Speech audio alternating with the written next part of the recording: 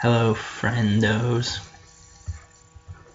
It's a brave new world with no tops. Everyone's got their tops off. I'm gonna show you guys, and girls, perhaps. There's no girls on the internet. The kinds of deck Doomsday lists that I've been playing since the top ban. Pretty disheartening, and the deck loses a lot of power without top. A lot of late game power. Piles are all fucked up. Without top, it's like I'm having to like pull more piles out of my ass. But anyway, so when top was first banned, I was like, fuck this. I was like, fuck the old style of deck. I'm gonna try like rebuilding the deck sort of from the ground up and just taking a completely different direction. And that's how I ended up with this list, which is Doomsday with Veteran Explorer. Notably absent is Burning Wish. It's straight bug colored. It's very disruptive. You've got the Therapies and Veteran Explorer package, which can really rip apart the hand. You've got Abrupt Decays. I've got a Collective Brutality in there. And the one Duress.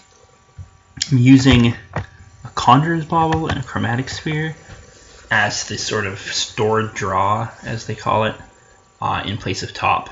You need at least one effect like that to be able to make pass the turn piles with Laboratory Maniac.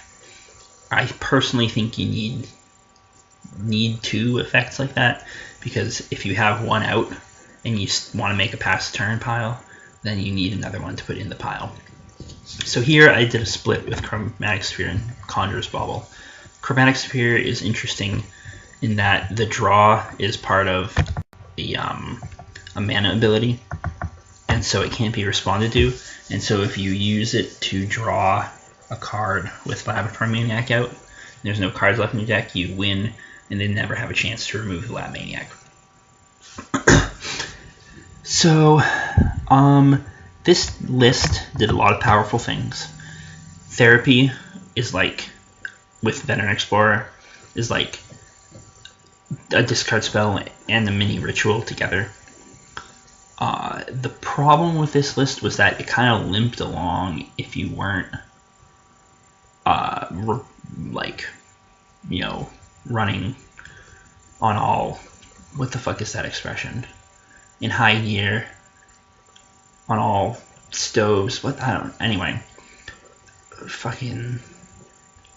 yeah, if the deck wasn't functioning perfectly, it sort of limped along, and it could do a lot of powerful things, but when it was bad, it was real bad. I took it to a Grand Prix trial, and I did poorly. I only won one match, and so I set it aside, but it did have a lot of things that I liked about it. In particular, City of Solitude, which is that's a real good sideboard card.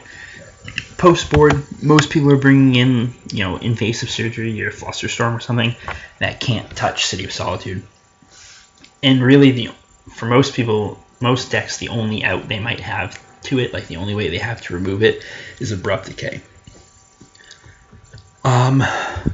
Moving on, the next list that I've been trying was, let's see, where is it? I believe it was this list. This is basically an Ant Doomsday hybrid. I've got, instead of Infernal Tutors, I got three Dark Petitions. The net mana cost is the same as Infernal Tutor. You don't have to be Hellbent, but the input mana cost is higher, obviously, than Infernal Tutor.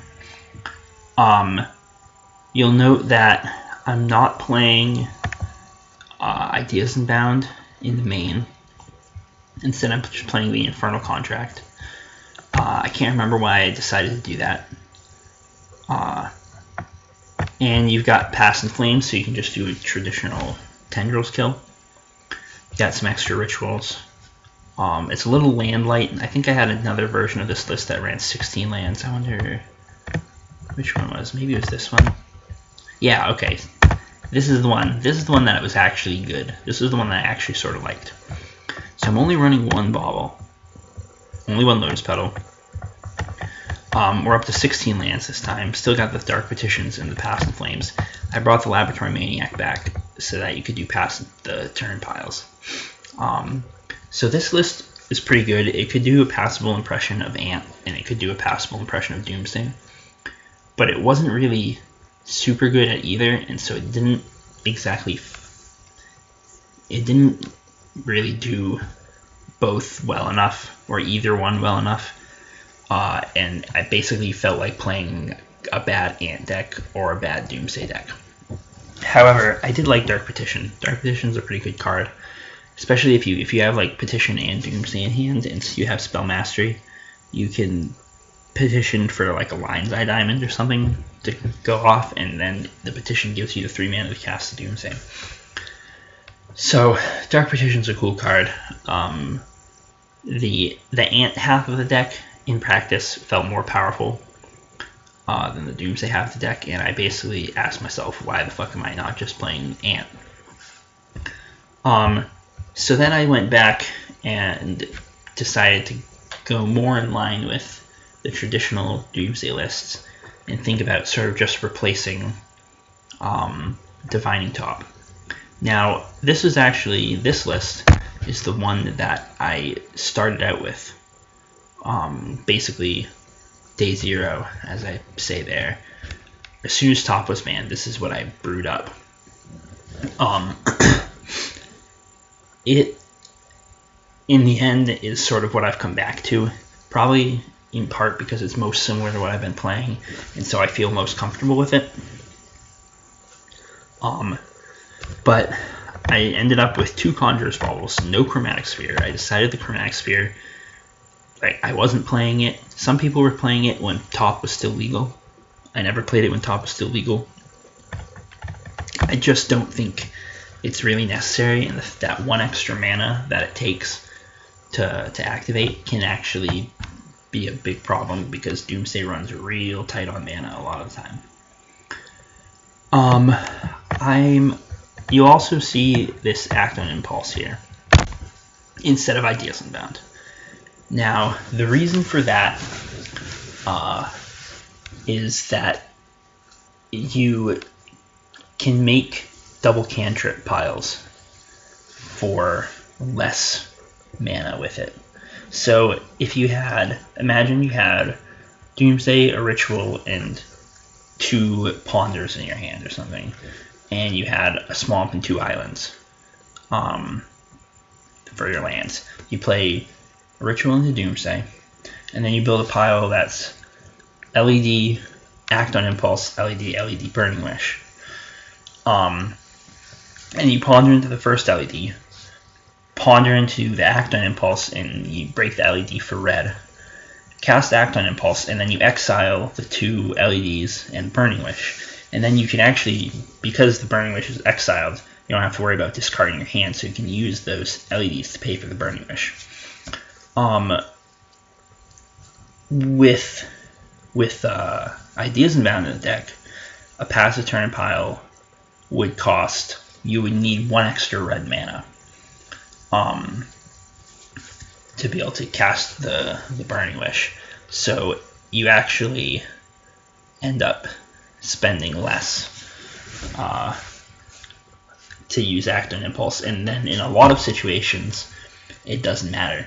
Most of the situations where you'd want an effect like Ideas Unbound over Act on Impulse were piles with Sensei's Divining Top, so it's fine. The other notable thing is that Act on Impulse means your basic piles are already immune to Red Elemental Blast, which normally, or before, you would need to use Infernal Contract for the sideboard to make that happen. Now, there's a lot of big differences with this list. Primarily that you don't have quite the same late game power as without Top. The game plan against discard decks is still much the same in that you are going to just try to get up to 3 black mana sources and probably hardcast a Doomsday that you've top decked and build a pass turn pile. The difference is that without a top, you can't find Doomsdays reliably. So my old lists, I would usually only play 3 Burning Wishes, but I feel like without top, you need to play the full 4. I'm still on 17 lands. You can see my sideboard, I'm not playing green anymore. I'm not sure that's correct, and I kind of want to slip a Abrupt Decay into the main deck so you can have an out to random permanent pieces of hate, and I would have to reconfigure the mana base, but then I'd probably be able to play City of Solitude again, which I like. As I said, could probably cut a Lotus Petal for the Abrupt Decay. I don't think you really need 2 Lotus Petals. So yeah, sideboard's still in flux. I mean, the whole deck is kind of still in flux. And that's basically what I'm playing. Honestly, I'm still not, at this point, I'm not sure that I would take this deck to like a major tournament. Before, I was totally willing to take Doomsday to a major tournament. Now, it still just feels kind of crippled.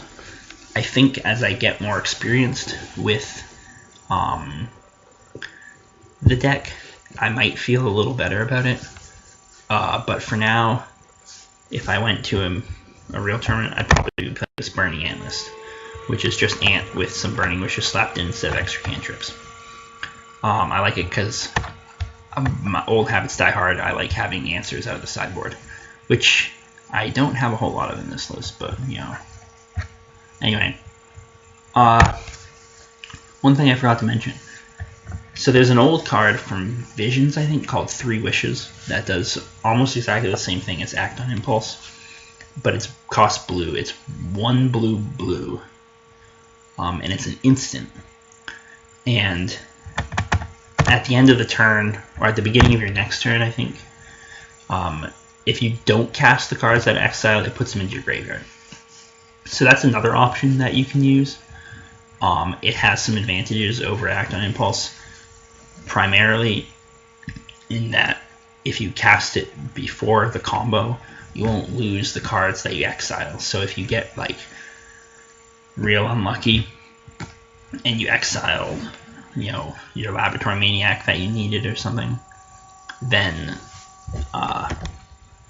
you know, that would be a problem. 3 Wishes, it would just put it in your graveyard. But Act on Impulse, if you had, like, for example, 2 Rituals and a red mana source available, and like a probe or whatever for your cantrip, then you go Ritual, Doomsday, and you have 2 black mana and your red mana source to just cast Act on Impulse. So Act on Impulse is a little easier to cast than the 2 blue required for 3 Wishes.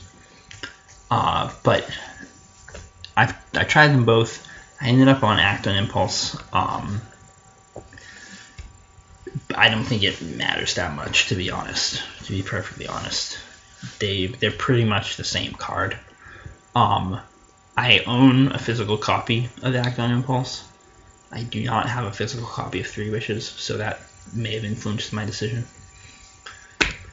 So yeah, that's what I'm on right now. So yeah, that's it for now. Keep fighting the good fight. I think the deck is salvageable. I don't know that it'll live up to its former glory, but I don't think there's any reason to not play it at like FNM or, you know, local tournament level. So good luck, get fucked.